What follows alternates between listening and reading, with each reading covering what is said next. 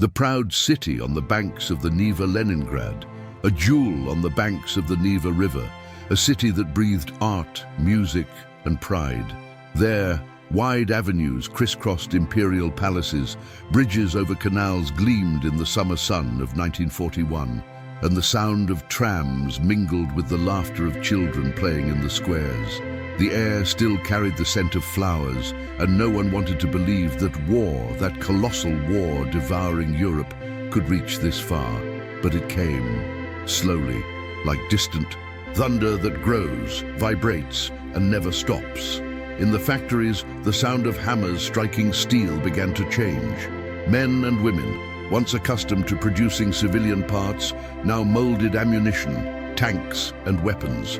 News from the west spoke of Russian cities already in flames, of destroyed villages, and of a German war machine advancing relentlessly.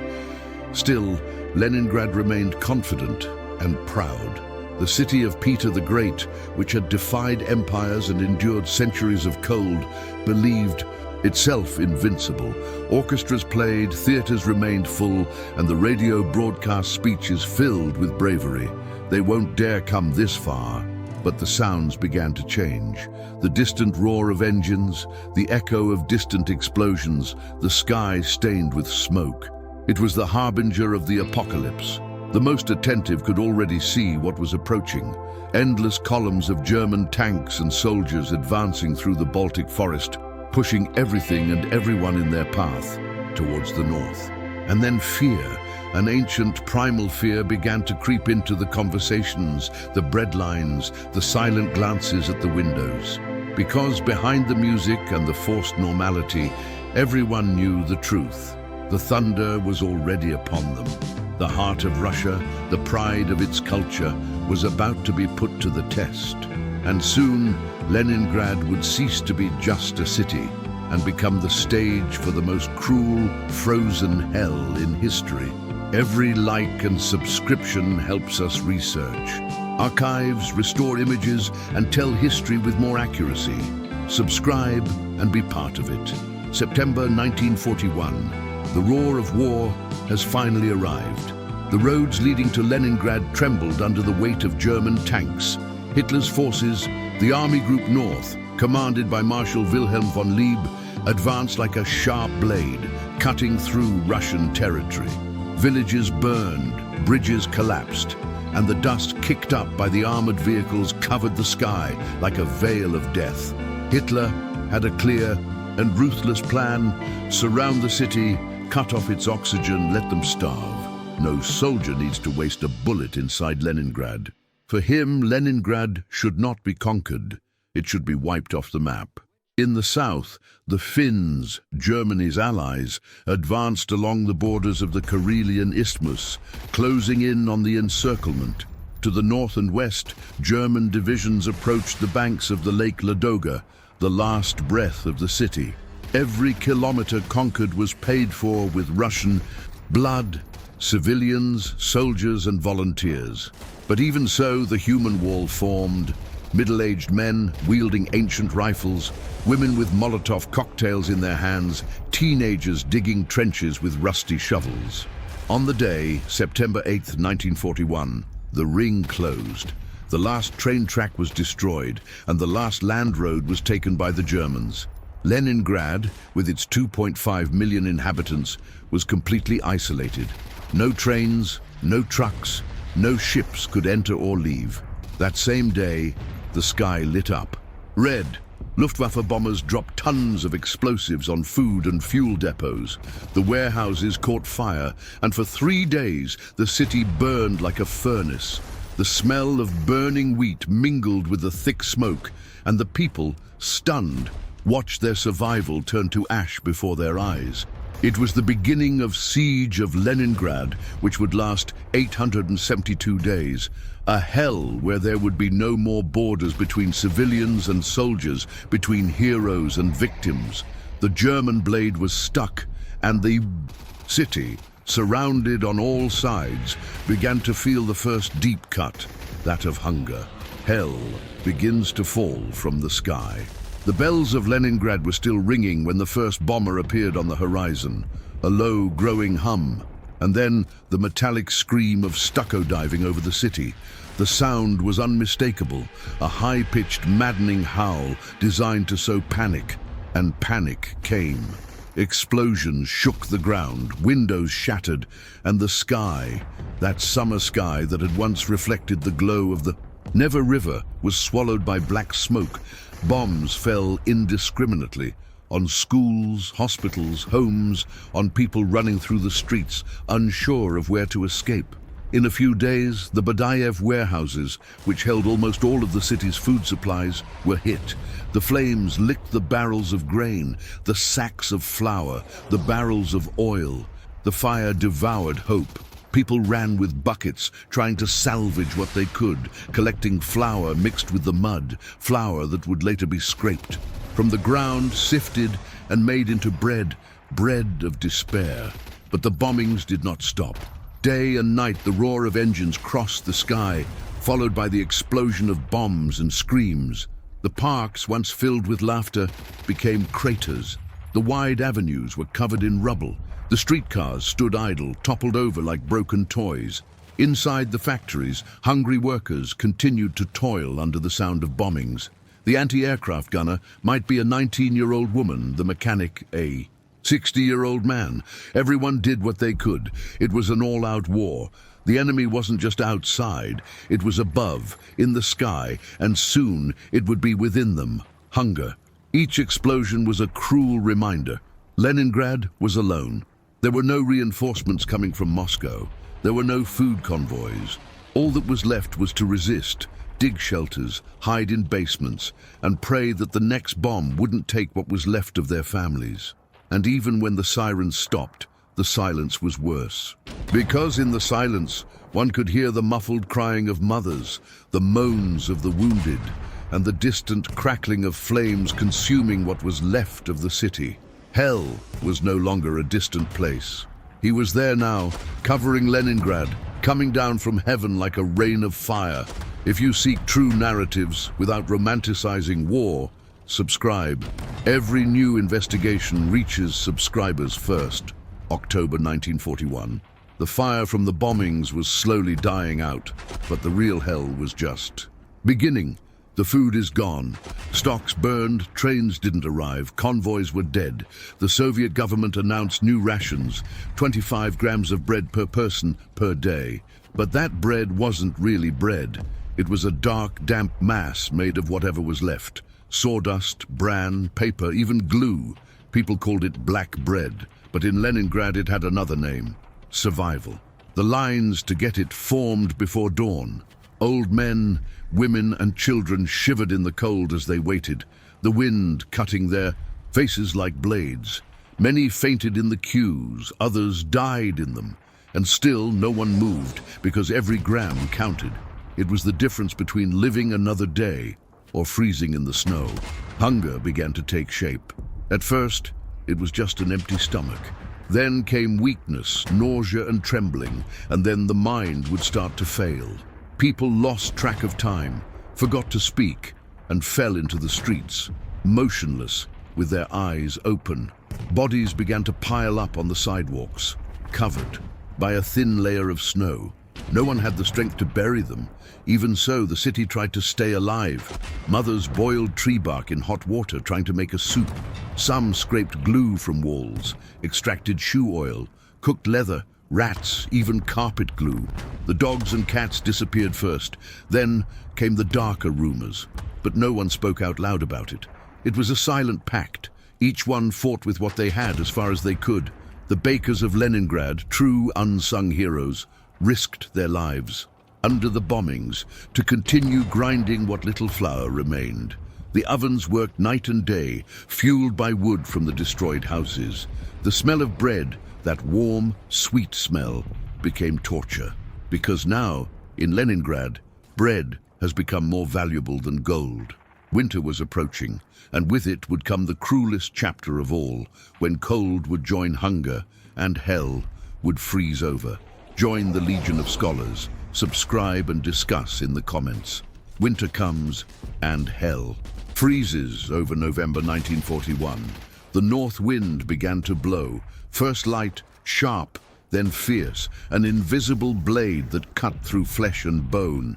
Autumn disappeared in a few days, and Leningrad plunged into one of the most relentless winters in its history, 40 degrees Celsius.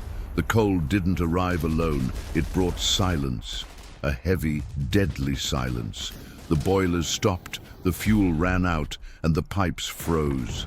Inside the houses, the windows were covered with ice on the inside. The walls exuded a damp, burning cold. People slept fully clothed, wrapped in whatever was left, curtains, rugs, newspapers, but still woke up with purple lips and colorless fingers. Many did not wake up. The Neva, once a living river, has turned into a wall of ice. The trams froze on the tracks, the horses fell and became stiff in the streets. Soldiers, civilians, children, no one escaped. The cold killed silently, not with the roar of bombs, but with the cruel slowness of someone sucking the heat from life. Inside the apartments, families gathered around candles, trying to warm their hands over flames too small to fool the winter. The walls could hear the creaking of wood burning in makeshift stoves. Many houses had been dismantled piece by piece to feed the fire for a few more hours. Pianos, furniture, books, anything that could burn disappeared. And outside, the streets became an icy graveyard. Bodies piled on the sidewalks, covered in snow, eyes open, faces hardened. The corpse transport cars were no longer able to cope. Men pulled sleds with bodies tied to them, leaving red trails on the white snow. In Leningrad, the cold was not just a natural phenomenon. It was an invisible enemy, which gave no respite, did not sleep, and had no mercy. Still, the city resisted. Even when the skin cracked, when the wind cut the face like a razor, when the lungs hurt to breathe, there were still factories running, there were still soldiers at the posts, there were still mothers trying to feed their children, with a thin broth of water and potato peelings. Hell had frozen over, and inside it, Leningrad still breathed. It was a weak, almost inaudible breath, but alive. The road of life on ice. The winter of 1941 reached its peak, and with it came a thread of hope. Fragile but vital, the Lake Ladoga, frozen under meters of thick ice, became the only route to survival. Part of the community, subscribers get exclusive content and primary sources. They called her Road of Life, and she really was life.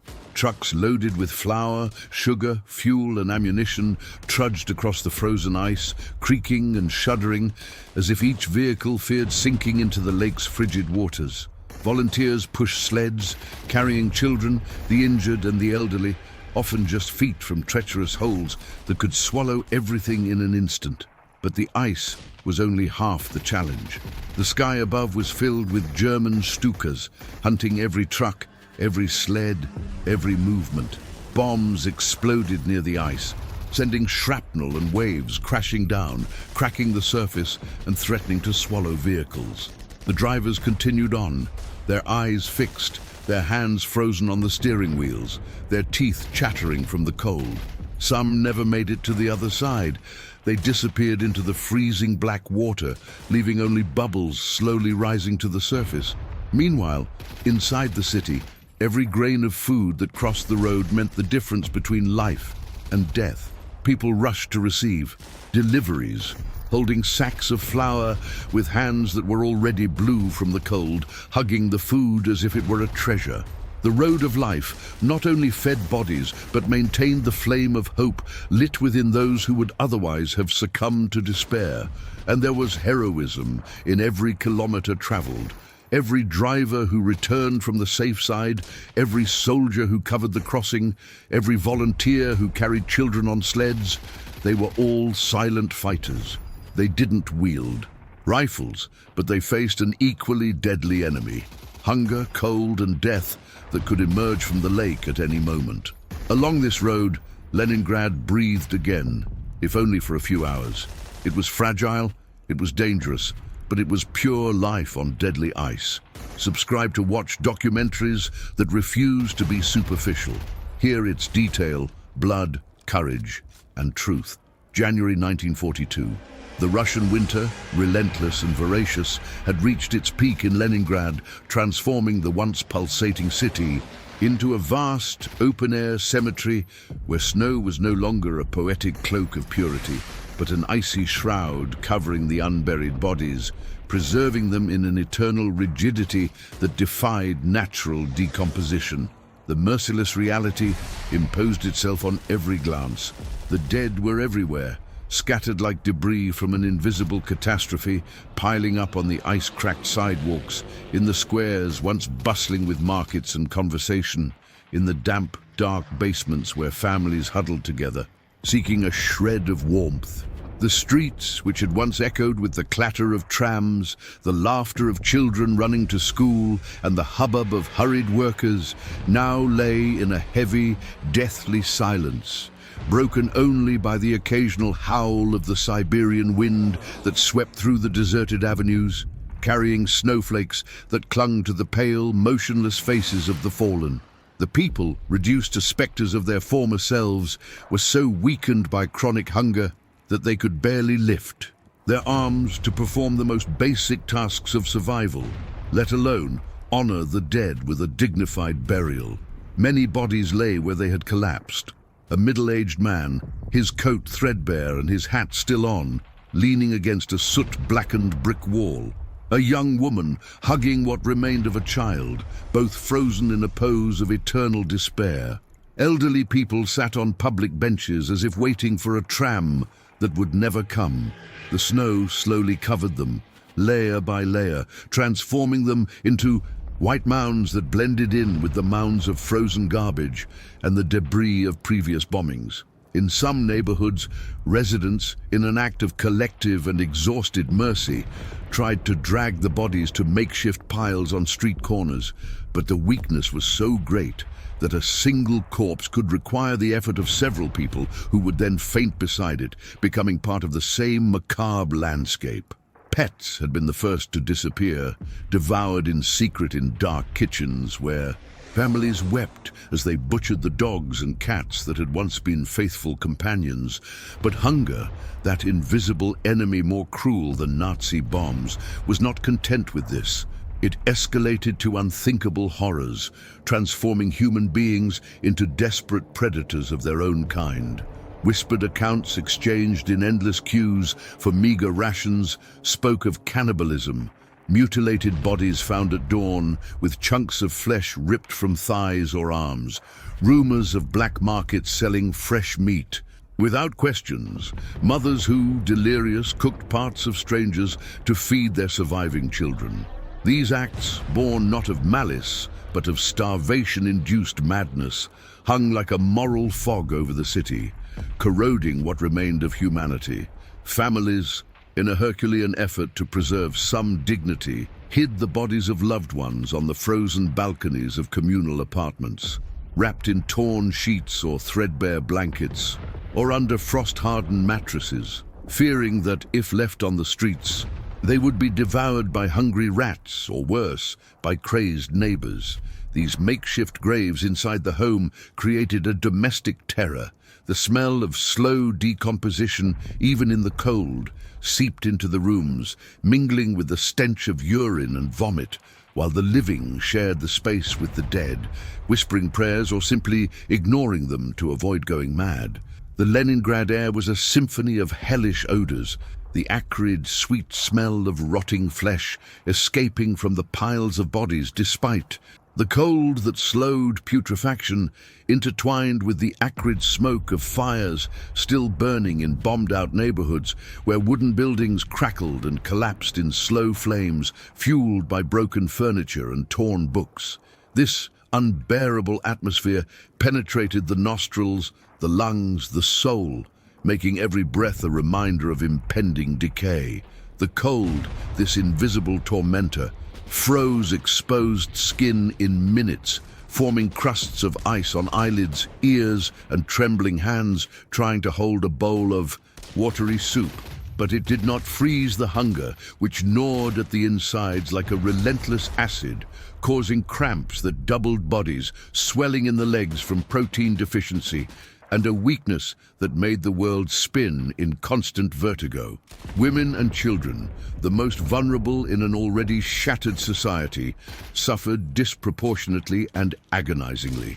Mothers, their breasts dry and their eyes sunken like empty wells, watched their babies waste away day by day, their feeble cries turning into intermittent moans until the final silence.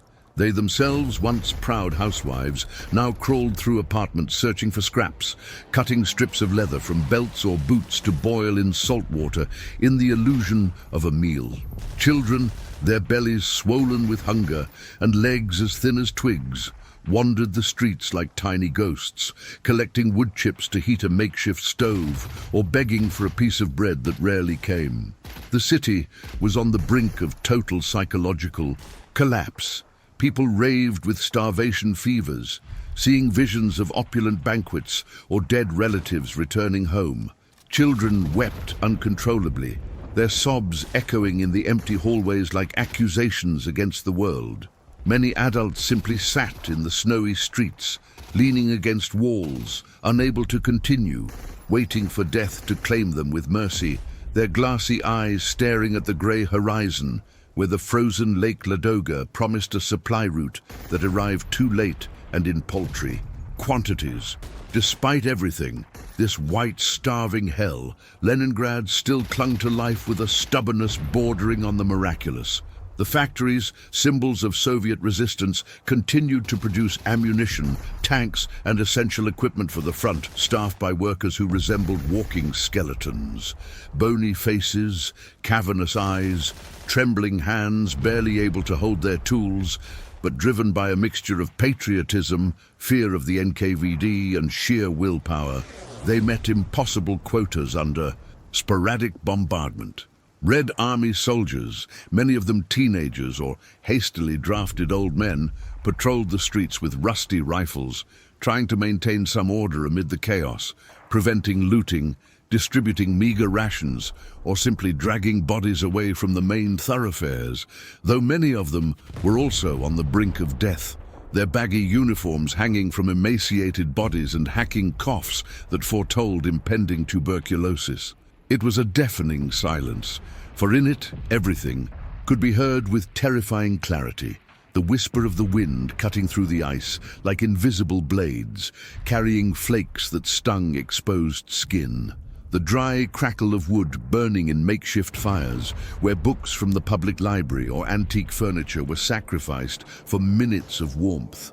The muffled screams of hunger and madness erupting from dark apartments, a woman howling for her lost husband, a man muttering incoherently over fresh bread, and the echo of the footsteps of those who still had the strength to walk. A handful of survivors dragging their feet through the snow, searching for a distribution line or a rumor of evacuation across the frozen lake. This silence was not empty. It was filled with the distant throb of German artillery, the creak of sleds pulled by dying horses carrying rationed flour, the suppressed weeping of a besieged nation. The silence of the dead was more than the absence of life or animated conversation. It was cruel and irrefutable proof that, in that winter of 1942, Leningrad faced not only an armed enemy, entrenched on the other side of the siege, with cannons and panzer divisions, but death itself in its slowest, coldest, and most inevitable form, a death that seeped into bones, dreams, and souls, stealing not only bodies but hopes, transforming a metropolis of millions into a symphony of collective agony, where every snowflake was a reminder that resistance, however heroic, hung by an icy thread about to snap. Survivors become beasts. The winter of 1942 gave no respite. It seeped through the cracks in broken windows, crept down soot-clogged chimneys, clung to tattered clothing like a second skin of ice, and bit into every corner of Leningrad with invisible teeth that ripped away chunks of flesh, hope, and humanity. Hunger, no longer a fleeting sensation but a living, breathing entity within every empty stomach, had begun to transform those who still breathed into something barely reminiscent of what they had been. Men, who had once proudly lifted hammers in factories, women who embroidered linen tablecloths on quiet nights, children who chased kites in the parks along the Neva, all now moved like skeletal shadows, shuffling through the hardened snow, their sunken, glassy eyes fixed on an invisible point ahead, guided only by the primal instinct for survival that replaced reason, memory, and affection. The erect gait had given way to a hunched shuffle, shoulders slumped under the weight of coats that hung like empty sacks, faces reduced to masks of bone and stretched skin, with cracked and bloody lips that muttered incoherent words or remained closed in obstinate silence. Soldiers in the trenches of the southern front, those who were supposed to be Leningrad's rampart against the German advance, stared at the enemy with empty eyes, without hatred, without fear, only a lethal indifference born of utter exhaustion. But the hunger within them was crueler than any stray bullet or grenade, exploding in the distance because it didn't kill all at once. It gnawed slowly day after day, transforming the body into a prison and the mind into a labyrinth of delusions. A young lieutenant, his Red Army insignia barely visible beneath the dirt, could be seen slowly chewing on the leather of his belt, his teeth grinding against the cold-hardened material, while his comrades divided a single frozen potato into 7 tiny pieces, counting the bites as if counting the minutes until death. Women, once housewives, or teachers, now carried buckets of water drawn from holes in the river ice, the water so cold it burned their hands like acid, their swollen purple fingers barely able to grip the metal handle. They walked for miles with these buckets, stumbling over frozen bodies, just to boil a thin soup of potato peelings or sawdust flour. Children, their bellies distended like drums and their legs thin as ice sticks, begged for breadcrumbs in the distribution lines, holding out shaking, dirty hands, their eyes too large for their withered faces, whimpering, "Uncle, Auntie, just a little bit," while their mothers pulled them back, fearing the crowd, maddened by hunger, would trample them. Often, civilians themselves became threats to one another, the fine line between neighbor and predator melting like snow in the weak midday sun. In a dark alley behind Sadovaya Street, 2 men, one a former baker, the other a math teacher, fought like dogs over a piece of rotten wood found in the rubble, their weak, clumsy punches barely hitting their target, but ending with one of them down, the other fleeing with the prize, tears freezing on their cheeks. Entire families fiercely guarded the few grams of rationed bread, hiding them under mattresses or inside boots, ready to defend themselves tooth and nail against relatives or strangers who dared approach. An elderly woman, known in the building as Babushka Anya, was found dead in her room, her skull cracked open by a hammer. The killer, her own 16-year-old grandson, who later confessed sobbing to having done it for a handful of granulated sugar hidden in the drawer. These once unthinkable scenes became routine, looting abandoned warehouses, fighting over a rusty can of preserves, children forming gangs to steal from the weak. The city, once united by Soviet pride, now fragmented into micro-territories of distrust, where every look was measured, every gesture suspicious, and solidarity gave way to the animal instinct to protect what little remained. Yet amid this primal regression, a heroism so pure and desperate a flame shone through the darkness. In the factories along the Neva, women and teenagers, many of them orphans or widows, continued to produce T-34 tanks, hand grenades and rifle cartridges, despite their frozen hands barely holding the tools, their fingers bleeding from driving rivets or welding steel plates. A worker named Tanya, just 17, worked 16-hour shifts on the assembly line, her hair pulled back under a dirty scarf, her body trembling with cold and weakness, but her eyes burning with fierce determination. She softly sang patriotic hymns as she hammered, inspiring her fellow workers. When she collapsed from exhaustion, she was carried to a corner, revived with a sip of watered-down tea, and returned to work as if death were merely a respite. At the front, Unarmed soldiers, many without ammunition for days, improvised defenses with crushed tin cans as shields, pieces of twisted metal as spears, bottles filled with gasoline as Molotov cocktails. An entire platoon, reduced to skeletons in torn uniforms, dug trenches with bayonets and helmets, singing the Soviet anthem between dry coughs, facing panzer divisions with nothing but courage and stones. Every gesture, no matter how small, a woman sharing her rations with a stranger's child, a soldier carrying a wounded comrade through miles of snow, a teenager repairing a radio with wires ripped from light bulbs, was proof that the will to survive could transform anyone into a determined beast, not just savage but noble, capable of feats that would go down in history. The entire city resembled a wounded animal, gigantic and agonizing, struggling against death with desperate bites and scratches.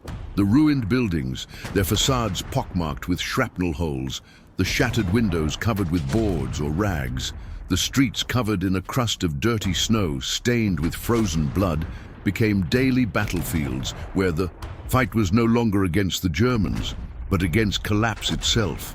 Those who could work, worked, dragging themselves to the factories at dawn, operating machines with hands that barely felt the metal.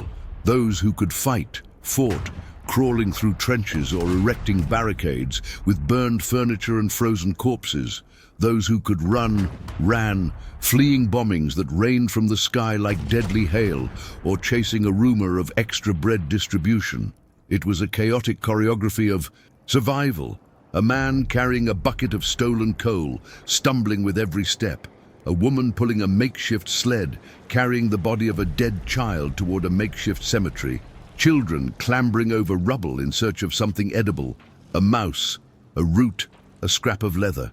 Even under the constant threat of death from the cold that froze the lungs, the hunger that dissolved the muscles, the bombings that reduced entire blocks to ashes, Leningrad refused to surrender, as if the city had developed a collective conscience, a feral soul that roared against fate.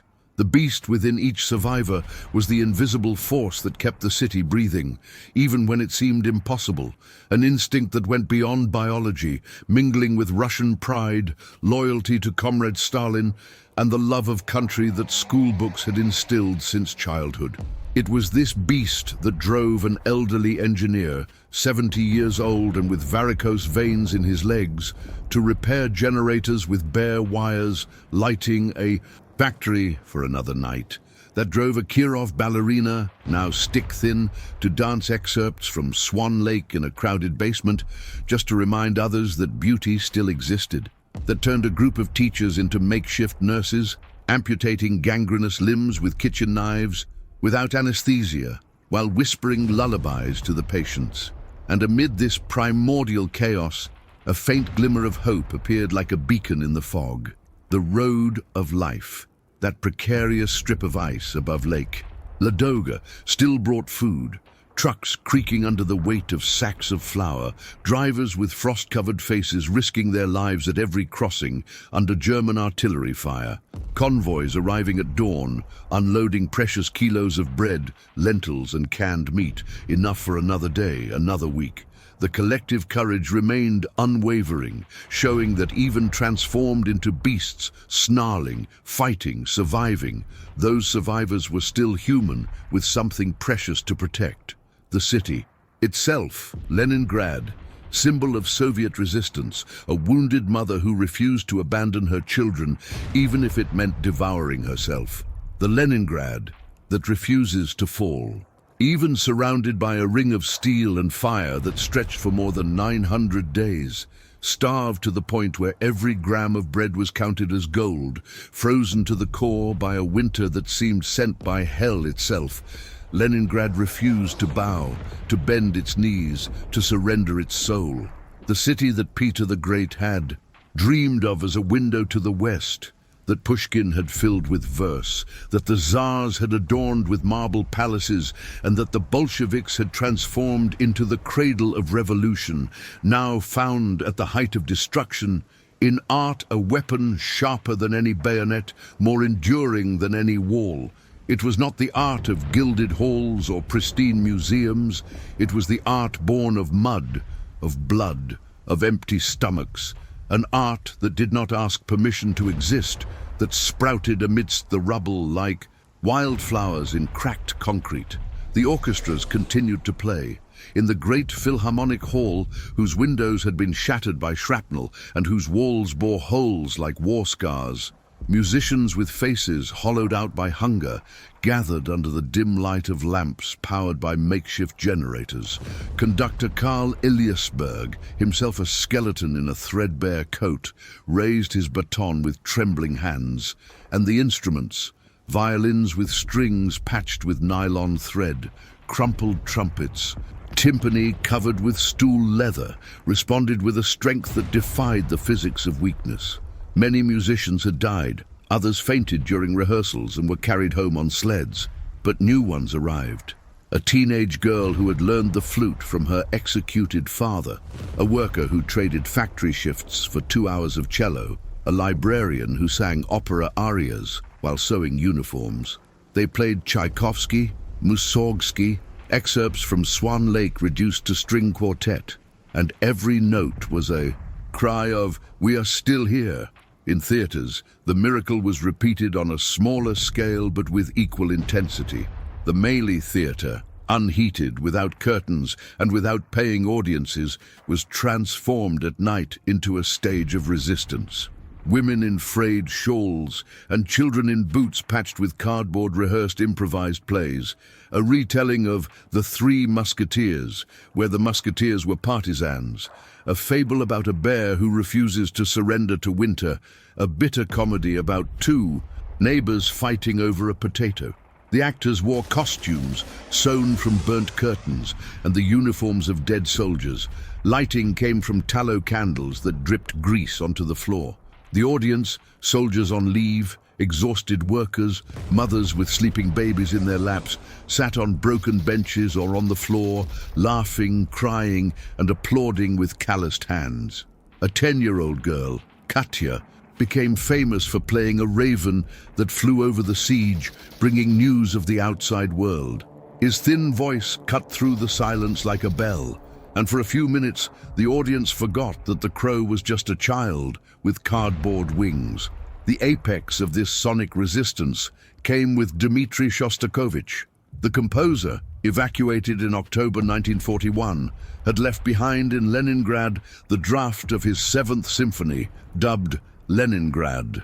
Returning to the besieged city in spirit, he completed the work in Kuibyshev, but determined that the world premiere would be in the city that had inspired it. On August 9, 1942, under bombardment, the Leningrad Radio Committee Orchestra performed the symphony at the Philharmonic. Loudspeakers installed in the streets, in factories, in trenches, in frontline barracks, broadcast the notes throughout the city and beyond. The Germans, just a few kilometers away, heard the invasion theme transformed into a march of resistance.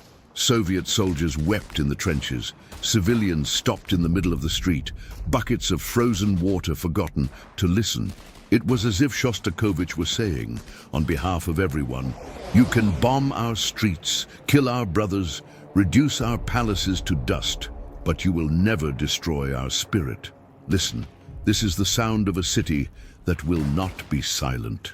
Even in the factories, where the noise of presses and welding should have drowned out any melody, workers sang.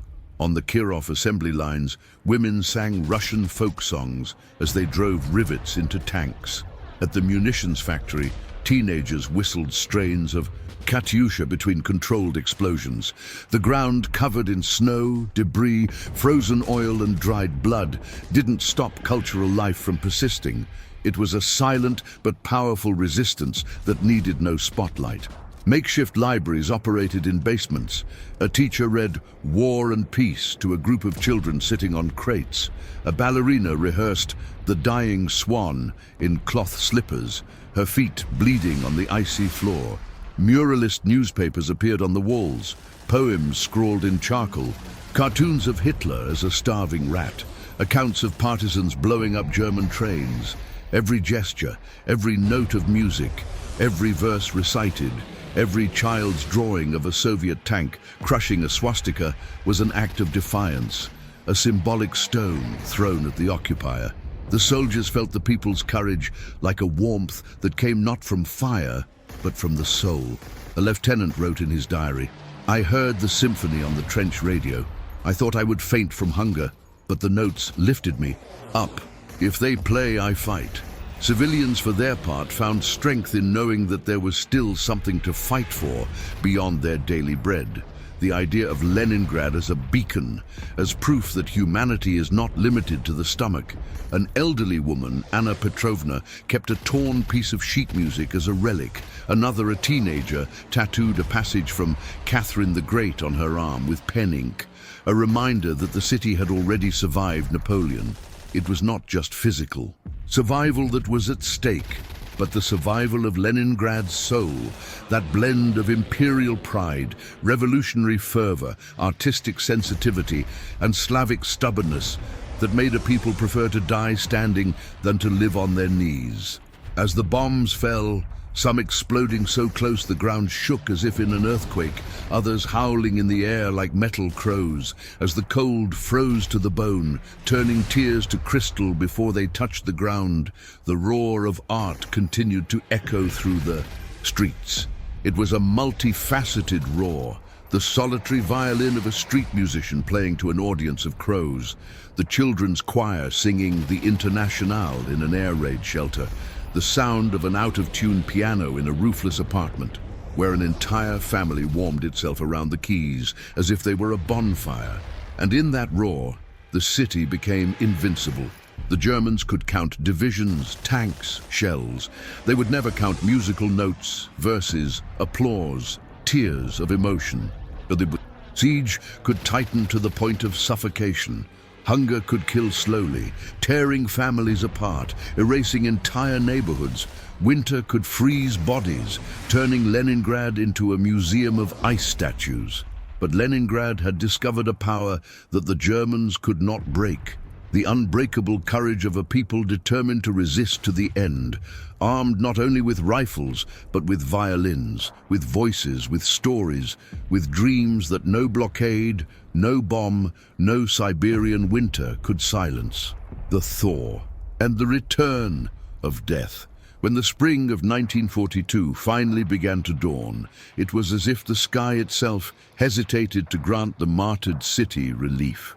The sun, timid and pale, peeked out from behind the grey clouds just enough to melt the surface layers of snow, creating a thin crust that gave way underfoot like brittle glass. Winter, which had been a relentless executioner, did not retreat quietly. It left behind a legacy of destruction that the heat only revealed. The ice began to slowly melt over Leningrad, releasing the city's rivers and lakes with a dull crack like bones breaking. The Neva, once a frozen silvery sheet, now ran murky and swollen, carrying chunks of ice that collided with damaged bridges and eroded banks. Lake Ladoga, which for months had been the icy lifeline of the road of life, had become a mirror of treacherous black water, reflecting a sky still thick with smoke and uncertainty, carrying with it the residual cold and debris of winter, split logs, the remains of sunken trucks, and worst of all, fragments of humanity that the ice had preserved. But along with the thaw came the return of another silent enemy, more insidious than cold or hunger: disease. Bodies that had been left in the streets during the dead of winter, piled in makeshift heaps or abandoned where they fell, began to emerge with the melting snow, like ghosts rising from the grave. The snow, which had covered them like a merciful shroud, now turned into fetid water that ran down the sidewalks, revealing faces frozen in expressions of agony, hands twisted in gestures of supplication, bodies mutilated by cannibalism or exploding grenades. These corpses, preserved by the extreme cold, now rotted rapidly in the damp spring air, releasing clouds of flies that seemed to appear from nowhere and swarmed over the living. Typhus, transmitted by lice that thrived in matted hair and threadbare clothing, spread like wildfire. Scarlet fever painted throats bright red before choking its victims. Dysentery turned intestines into rivers of liquid pain, and tuberculosis, already endemic due to widespread weakness, coughed blood into torn handkerchiefs. Epidemics advanced rapidly, killing even more than cold and hunger had done, reaping the weakened who had survived the worst of the winter only to succumb to invisible microorganisms. People, already reduced to walking skeletons, stumbled through the sticky mud that replaced the snow, a mixture of earth, ash from fires, and human excrement that clung to their patched boots and crawled up their legs like a plague. They slipped on the accumulated debris, loose bricks, charred beams, shattered glass, and on the thawed corpses that blocked the passages, forcing them to step over faces that might have belonged to neighbors or relatives. Children with fevers that made their bodies burn like furnaces despite the cold morning air ran deliriously through the streets, their eyes glazed, calling for mothers who could no longer answer. Some fell and were carried by strangers. Others simply collapsed in the mud, becoming part of the scenery. Mothers, their thin arms shaking with exhaustion, carried sick family members through the rubble of the flooded streets. A son with typhus on his shoulders, a sister with scarlet fever dragged on a makeshift sled, crossing puddles that reflected a merciless sky, the smell rising in nauseating waves. The odor was unbearable, an olfactory symphony of horror. Damp mud mixed with the rotten water of clogged sewers, melting ice releasing the stench of congealed urine and overpowering everything, the sweet, acrid scent of human decay, bodies swelling and bursting like rotten fruit in the sun, attracting fat rats that gnawed shamelessly in the daylight. The road of life, that vital artery that had saved the city in winter, still functioned, but the thaw had turned it into a Russian roulette path. The ice, once solid enough to support columns of ZIS-5 trucks loaded to the limit, now cracked and broke in treacherous slabs, groaning under the weight like a wounded animal. Drivers, their faces frosted and eyes bloodshot with fatigue, zigzagged their vehicles, listening to the ominous crack of fissures opening, knowing that at any moment the lake could swallow truck, cargo and crew in an icy vortex. Stories circulated of convoys disappearing entirely, leaving only bubbles on the black surface, of a truck that had sunk all the way to the cab, the driver screaming as the water rose, sacks of flour floating like macabre buoys. Despite this, no one gave up. Every sack of flour they crossed, every can of fuel, every box of medicine represented a chance for survival.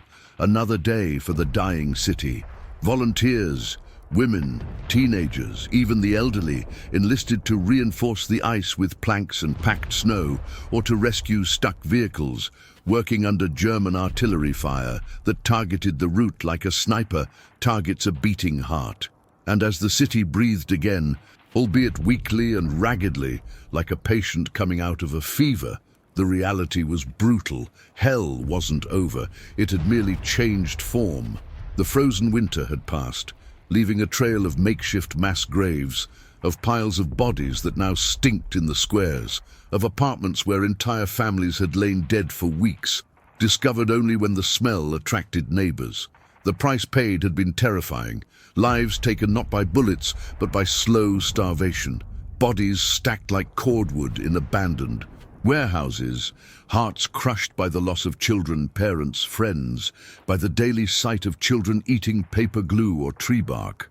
Makeshift hospitals overflowed, field beds filled with patients delirious with fever, nurses in makeshift gauze masks rushing between beds, amputating gangrenous limbs with rusty saws, injecting diluted saline into collapsed veins.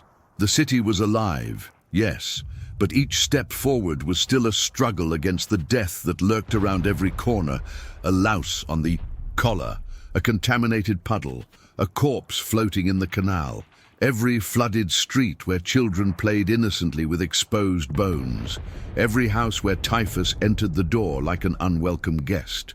Leningrad learned in the cruelest way, etched into the flesh and collective memory, that war wasn't just about deafening explosions and gunfire piercing the air, tanks roaring across the plains or planes diving.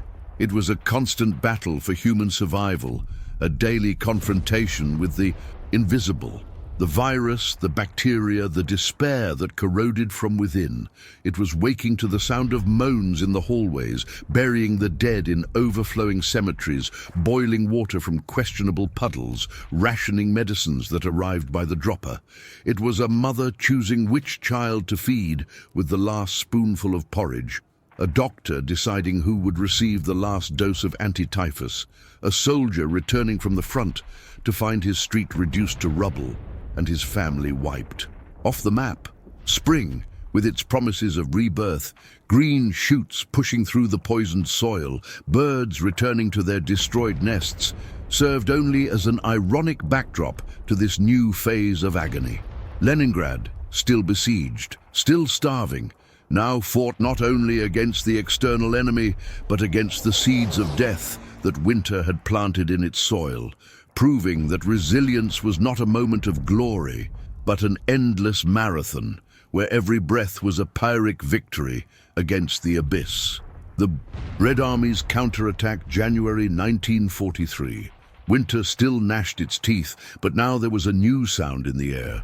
The roar of T-34 engines, the dry crackle of Degtyaryov machine guns, the thunder of Katyushas ripping through the icy silence. After 531 days of hunger that turned men into shadows, of cold that froze tears before they touched the ground, of bombings that reduced entire blocks to brick ghosts, something was finally beginning to change. The Red Army, bleeding, but not defeated, launched its counteroffensive Operation Iskra, Spark. The name was short, almost timid, but it carried the promise of setting fire to the siege that had suffocated Leningrad since September 1941. The objective was clear: to open a corridor south of Lake Ladoga, connecting the besieged city to the Soviet mainland. It wasn't a total liberation, not yet, but a chink in the German armor, a breathing tube for a suffocating city. The troops advanced through icy, muddy terrain, where the snow melted into treacherous puddles that hid German mines, where the mud sucked boots like the hands of corpses. The soldiers, many 18-year-old conscripts, others Stalingrad veterans with powder-scorched eyes, crawled under crossfire from MG-42s that sliced the air like scythes, facing machine guns hidden in concrete nests, S-mines that exploded in sprays of shrapnel, and 150mm heavy artillery that turned trenches into smoking craters. Every kilometer conquered was paid for, with blood that stained the snow bright red, sweat that froze in beards, and muffled cries of hurrah that echoed before being silenced by volleys. Each trench taken required hand grenades thrown into dark holes, hand-to-hand combat with bayonets and trench shovels, bodies falling upon bodies in piles that blocked the advance. Within the city, residents heard the distant roar of cannons like a call for hope, not the abstract sound of a distant war, but the throb of a heart beating again. In the communal kitchens, women stopped stirring their thin soup to listen. In the factories, workers lifted their heads from the presses, their eyes shining with tears that weren't from hunger. The factories, Kirov, Bolshevik, the makeshift workshops in basements, produced weapons with desperate speed, tanks rolling off the assembly line with solder still hot, grenades filled with TNT recycled from unexploded bombs, rifles repaired with scrap metal. Sick soldiers with typhus or scurvy still marched too. The front, leaning on comrades, their uniforms hanging like sacks on their 140-pound bodies. Volunteers, teenagers, teachers, housewives, carried ammunition crates on hand-pulled sleds, crossing ankle-deep mud streets under bombardments that rained down like hail. The entire city seemed a pulsating organism connected by a single will to survive and win. It was as if Leningrad had developed a collective nervous system, each factory a muscle, each soldier a nerve, each child carrying firewood, Essential cell. At dawn on January 12th, the attack began. Two armies, the 67th coming from the east and the 2nd Shock from the west, advanced in a pincer attack. The 136th Rifle Regiment, reduced to half its strength, took the village of Schlisselburg after house-to-house fighting. German bodies lay in piles in the streets, rifles still hot. On the 18th, after 6 days of uninterrupted fighting, the vanguards met at Worker Number 1, an insignificant village that had become a symbol. Soldiers, embraced in the mud, crying, laughing, sharing crushed cigarettes. A narrow corridor of 8 to 10 kilometers was opened to Lake Ladoga, protected by sandbags, barbed wire, and minefields. It was not a wide road, but a thread of life, enough for trains, trucks, hope. For the starving citizens of Leningrad, each bag of flour that arrived was a tangible miracle. The first convoys, gas trucks caked in mud, train cars creaking on newly repaired tracks, brought white flour, American canned meat, crystallized sugar, tobacco, medicines. At the stations, crowds gathered, silent, wide-eyed, as soldiers unloaded boxes bearing letters in Cyrillic and English. A 12-year-old girl, Anya, saw a soldier break a chocolate bar in half and hand her a piece. She kept it for 3 days before eating, licking it slowly as if communion. Every piece of meat, every drop of fuel that arrived was a reminder that the world still existed beyond the siege, that Moscow, the Urals, even distant America were sending pieces of themselves to keep Leningrad alive. The Germans, surprised by the resistance they believed crushed, continued to bombard and fire artillery with renewed fury. 220mm guns hidden in the Sinyavino hills fired day and night, trying to close the corridor as if sealing a wound. Ju-87s dove over the convoys, strafing truck drivers as they slumped in the mud. But the tide was turning. The Red Army advanced like an avalanche of steel and fury. KV-1 tanks smashed machine gun nests. Partisans blew up bridges behind German lines, Soviet artillery responding with surgical precision. Each victory, the capture of a hill, the destruction of an ammunition depot, the capture of a German officer, boosted the city's morale. Mural newspapers appeared on the walls. Schlisselburg is ours. The corridor lives. In the factories, workers sang the Internationale in hoarse voices. In the trenches, soldiers wrote letters home that could finally be sent. Leningrad, which already seemed on the brink of death, with its overflowing cemeteries, its silent streets, its inhabitants reduced to specters, was breathing again. The open corridor was more than a dirt road and rusted rails. It was living proof that courage and persistence could defy even the most relentless siege. It was the answer to every body frozen in winter, every child who had died of hunger, every bombing that reduced a home to rubble. It was the sound of engines running, trains whistling, voices singing. It was the smell of fresh bread, not grey sawdust bread, but real bread with a golden crust. It was the sight of soldiers returning from the front with wildflowers in their hands, offering them to women who wept with joy. The spark had been lit, and Leningrad, even wounded, even bleeding, began to rise. The Germans don't give in. Even in the face of the Soviet offensive and the narrow corridor connecting Leningrad to the outside world, the Germans did not retreat. Hitler ordered, "No step back. Leningrad must be destroyed." Army Group North has turned the city's outskirts into an iron fortress, with deep trenches, reinforced bunkers, and networks of mines hidden beneath the frozen ground. Each Soviet advance was met with a hail of artillery, bombs, and machine gun fire. The German soldiers, hardened and merciless, fired at everything that moved, without distinguishing between combatants and civilians. The siege, though partially broken, still closed like a cruel claw, keeping the city in constant tension. Inside Leningrad, life continued to be a daily battle. The cold still cut through bodies, hunger still ran through the streets, and disease continued to claim lives. The city still breathed, but each breath was painful, as if it were supporting the weight of the world. Despite this, morale did not break. Every soldier who resisted, every civilian who worked in the factories or cared for the wounded, reinforced Leningrad's determination not to surrender. It was a silent duel.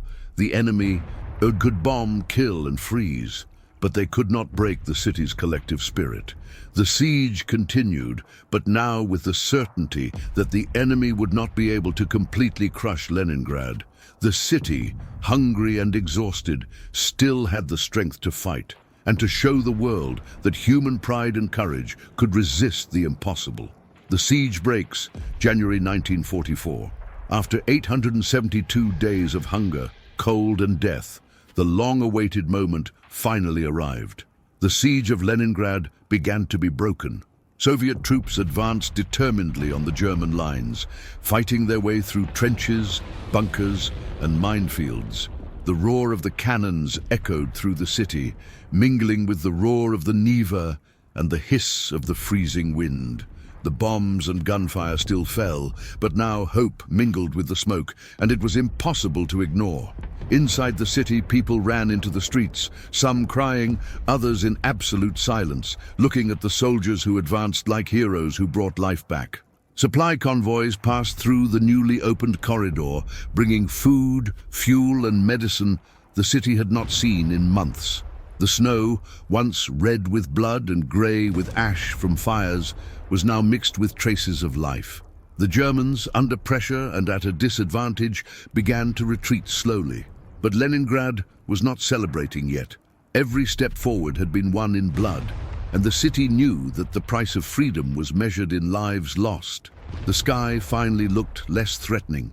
The music echoed again in some squares, the roar of the Neva seemed softer, and the citizens, still weak and hungry, breathed with the weight of victory and survival.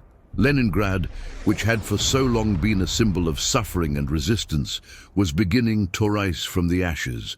The siege had broken, but the memory of each day, each death, and each act of courage would remain forever. The cost of survival. When the ice finally melted and the siege broke, Leningrad was alive, but deeply scarred. The price of survival had been unimaginable. More than 1 million civilians dead, most of them victims of hunger and cold, many others buried under the rubble of destroyed buildings. The remaining children carried in their eyes the memory of hunger, terror, and death. They had learned too early that bread was precious, that warmth was rare, and that every day was a battle. The streets, once filled with laughter and music, were covered in fire scars, bomb craters, and the silent memory of hundreds of thousands of bodies. Families were torn apart, neighborhoods were in ruins, and the entire city felt like a cold, silent cemetery. The survivors carried physical and emotional wounds that no winter could ever freeze. Hospitals were overwhelmed, factories were partially destroyed, and reconstruction seemed an impossible challenge. And yet, Leningrad was breathing. Each survivor was living proof of resilience. Each child who remained alive was the promise that the city could be reborn.